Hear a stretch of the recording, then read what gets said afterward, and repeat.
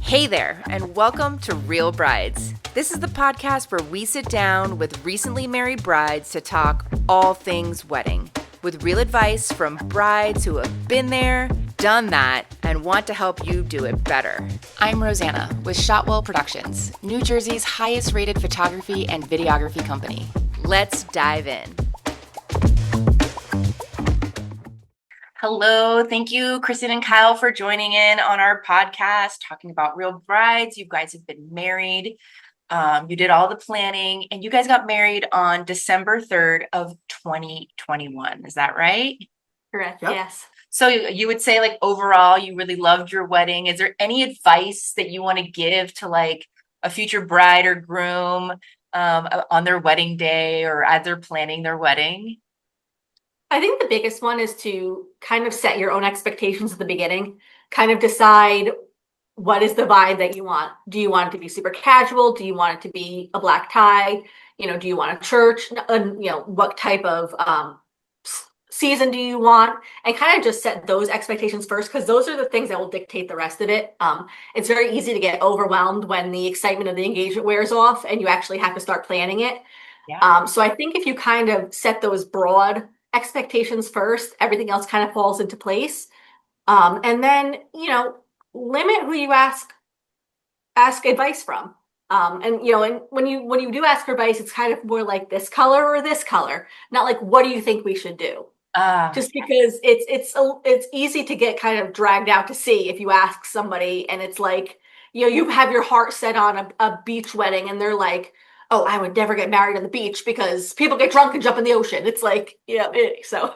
Yeah, pool or something. Yeah. So it's set those expectations early on, kind of decide. Obviously, it will change, but decide the whole, just the idea of the wedding, the kind of the vibe of the wedding. What do you want? What do you expect? And kind of go from there, because that way you'll kind of be able to know which flowers, which, what type of dress, all that kind of stuff.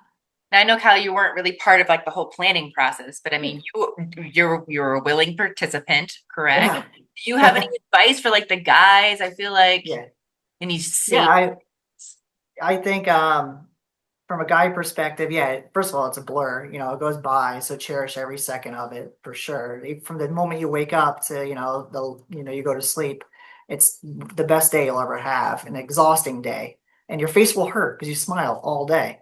I think one of the things I definitely say is take like the tuxedo fittings very seriously. Have options.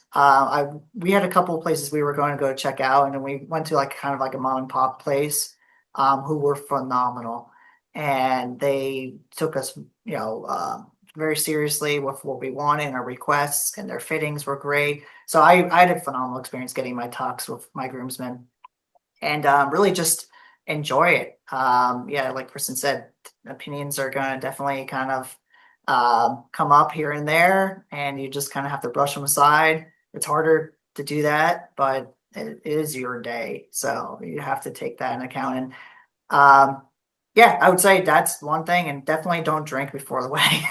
So I didn't do that. None of my groomsmen do it, but I've been to weddings where it got a little out of hand, and it's that's what everybody remembers. Yeah, and everyone unfortunately remembers that. Even the weddings I've been to, I was like, wow, like some of the groomsmen coming down the aisle could barely walk, and they're red in the face and everything, sweating. And I'm like, that's not something that you want to bring home, with the rest of your guests. So enjoy your wedding. Don't get plastered before it. I never finished a drink at my wedding, so I was up dancing. I think that's one of the best things you can do. Is like a lot of people will say like the music and the food are commented the most. I find they're commented the most, and we had both that were like 10 out of 10s.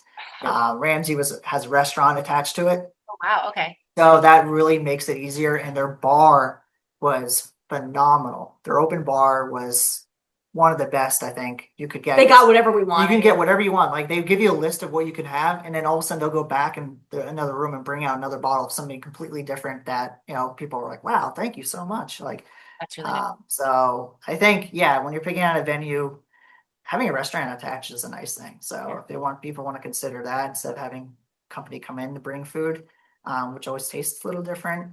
And so it's another thing to coordinate. Yeah, another thing coordinates. It's true. Yeah. I really appreciate that you said, guys, take your tux fitting seriously. I think Try it on before the day. There's some groomsmen who don't even try it on until. I mean, I was the very day. nervous about putting it on in general, just because like, oh, you got to put the cufflinks on and like the bow tie. And none of my guy friends really were very good at that, to be honest with you. The photographers are. Yes. Yeah. They're pretty good at doing that stuff. They know what to do. Thank God for Frank. Yeah, exactly. He knew exactly what to do.